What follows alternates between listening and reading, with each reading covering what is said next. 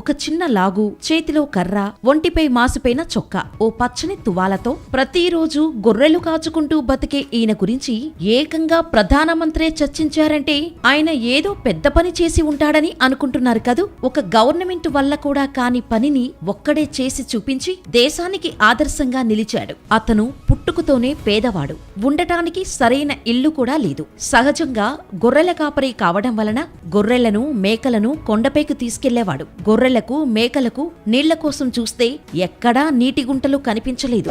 ఆ విధంగా మేకలకు, గొర్రెలకు ఏదో రకంగా నీళ్లు అందించి దాహం తీర్చాలని నిర్ణయించుకున్నాడు. ఇక అప్పటి నుండి గొర్రెలను మేపుతున్న సమయంలో తన దగ్గర ఉండే కర్రతో నీటి జాడలు ఉన్న ప్రదేశంలో తవ్వటం ప్రారంభించారు. అలా తవ్వి అలసిపోయాడు. ఎన్నో రోజులకు ఒక గుంటలో నీరు రావటం జరిగింది. అలా వచ్చిన నీటితో మేకలకు, గొర్రెలకు మొదట దాహం తీర్చాడు. ఆ గుంటలో నీరు రాగానే తనకు అనిపించింది, ఇక్కడ నీటి జాడలు ఉన్నాయి కాబట్టి కొంచెం పెద్ద చెరువులు తవ్వుతూ ఒకదానికి ఒకటి అనుసంధానం చేయాలని నిర్ణయించుకున్నాడు. కాని తన దగ్గరున్న కర్రతో తవ్వడం వలన ఎక్కువ సమయం పడుతుంది కాబట్టి అతను తవ్వే పరికరాన్ని మార్చాలని అనుకున్నాడు.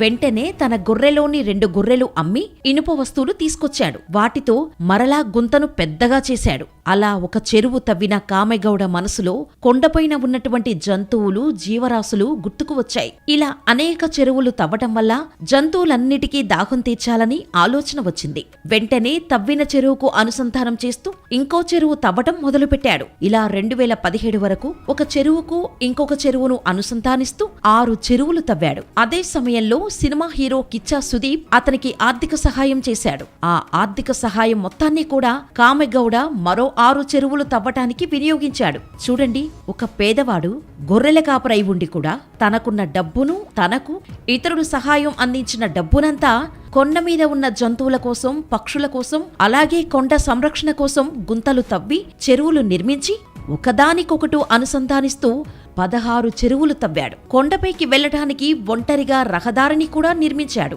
2018 కాలంలో అక్కడే 2000 పైబడి మర్రి చెట్లను నాటాడు. కామెగౌడ చదువుకున్నప్పటికీ భారత పురాణాలు, ఇతిహాసాలపై లోతైన అధ్యయనం కలవాడు. అందుకే అనుకుంటా మొదట తవ్విన చెరువుకు గోకర్ణ అని, అనుసంధానం చేసిన చెరువులకు రామలక్ష్మణ్ పేర్లు కూడా పెట్టాడు.